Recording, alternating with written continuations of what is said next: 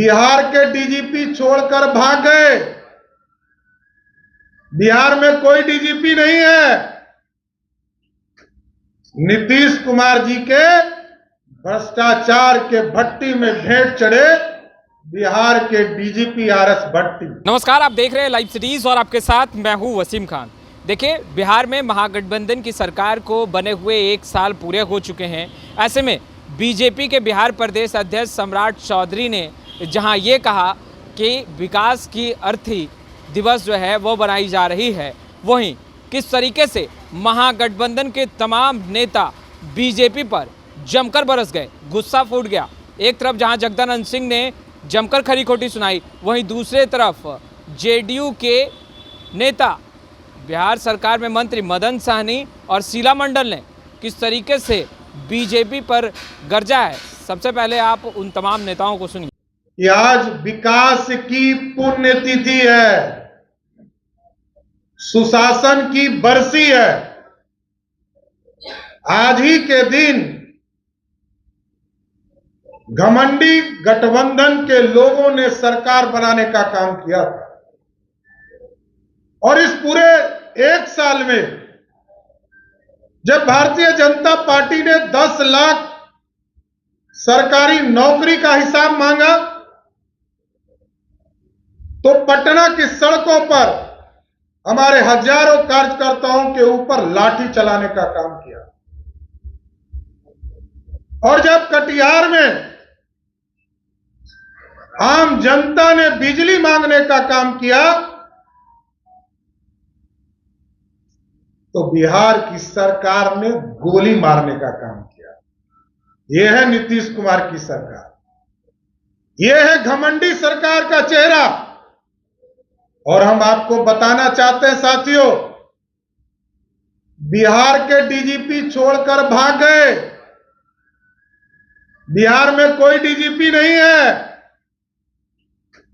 नीतीश कुमार जी के भ्रष्टाचार के भट्टी में भेंट चढ़े बिहार के डीजीपी आरएस भट्टी। कोई सुशासन नहीं है, कोई व्यवस्था नहीं है। सारे चीजों का एक तरह से दोहन करने का काम बिहार की सरकार कर रही है। पिछले 1 साल की घटना में याद दिलाना चाहता हूं, किस तरह बेगूसराय में इस साल के अंत होने से ही नहीं, आगे भी जो तेजस्वी जी ने वादा किया था पूरे बिहार की जनता के साथ, उस वादे पर आज भी कायम है। अब उसमें से जो पूरे हुए, जो अधूरे हैं या जिन्हें हाथ में नहीं लिया गया है, सबके प्रति हमारे उप मुख्यमंत्री, सदन में हमारे नेता दल के तेजस्वी जी का कमिटमेंट जैसे था, वचनबद्धता जिस तरह से जनता के सामने उन्होंने किया था और जिसके प्रति विश्वास आम जनता ने प्रकट किया था, उस विश्वास को तेजस्वी जी कभी टूटने नहीं देंगे। आज के दिन यही आप लोगों के माध्यम से मैं कहना चाहता हूँ। और कई सवाल 1 साल का जो ड्यूरेशन रहा सरकार का, उसको लेकर के कई सवाल उठ रहे हैं। उपेंद्र कुशवाहा ने कहा कि जनता को बेवकूफ़ बनाया जा रहा है। लालू प्रसाद चाहते हैं कि मुख्यमंत्री बने। बीजेपी कर रही है सुशासन की। अब देखिए, बात समझो, जो बेवकूफ़ बनने के लिए तैयार हैं उन्हें तो कोई रोक नहीं सकता, लेकिन एक सशक्त भूमिका का निर्वाह का उनका वादा है तेजस्वी जी का अपने राष्ट्रीय अध्यक्ष के सामने, उस पर कायम है और एक एक स्टेप उस पर आगे बढ़ते चले जा रहे हैं। कभी उन्होंने नहीं किसी से कहा कि हम अपने किसी वादे से अलग जा रहे हैं, लेकिन गति में यदि कहीं थोड़ी सी कमी आ रही हो तो संदेह मत करिए। राष्ट्रीय अध्यक्ष जो वादा किया अपनी जगह पर कायम रहा, चाहें उनको जहां भी लोग पहुंचाने की कल्पना किया, उनके जीवन को खतरे में भी डाला, लेकिन आज पूरा राष्ट्र आके नतमस्तक है उसी शख्स के सामने। इसलिए बिहार की जनता भी जो सबसे अधिक आदर करती है हमारे राष्ट्रीय अध्यक्ष जी को, हम लोग उनके आदर को कम नहीं होने देंगे। जो उनके प्रति प्रतिबद्धता और प्रतिज्ञा तेजस्वी जी के नेतृत्व में दिया गया है, उसमें कभी हम सब लोग कमी नहीं होने देंगे। ये सबसे पहली बात बता दें कि हम लोग मन की बात नहीं काम करने वाले लोग हैं। अब सोचिए कि हम लोग का 1 साल हो गया, कल हमको भी पता चला, और हम लोग काम में इतना व्यस्त रहते हैं और समाज में बिहार की जनता माननीय मुख्यमंत्री जी पर विश्वास करती है और जनता के लिए हम लोग काम करते। तो हम लोग को देखिए आज 1 वर्ष हम लोग को कितने अच्छे से बीत गया। तो कहीं ना कहीं ये हमारे माननीय मुख्यमंत्री जी के सोच और विजन का ही नतीजा है, जो आज 1 वर्ष हम लोगों ने बहुत शांतिपूर्वक बहुत अच्छे ढंग से इसको व्यतीत किया। मेरा सरकार सुशासन की बरसी मना रही है। देखिए अब कौन क्या बोलता है, अब देखिए उनका ये बात है, वो किस बात को किससे लेते हैं, कैसे लेते हैं और क्या बोलते हैं, ये उन लोग जाने। मैडम, जमुई में एक मामला सामने आया है, स्वास्थ्य विभाग का है, और यूरिन बैग की जगह पर कोल्ड ड्रिंक का बोतल लगा दिया गया है। नहीं लगता कि स्वास्थ्य विभाग पर बड़ा सवाल खड़ा हुआ, लापरवाही का मामला है?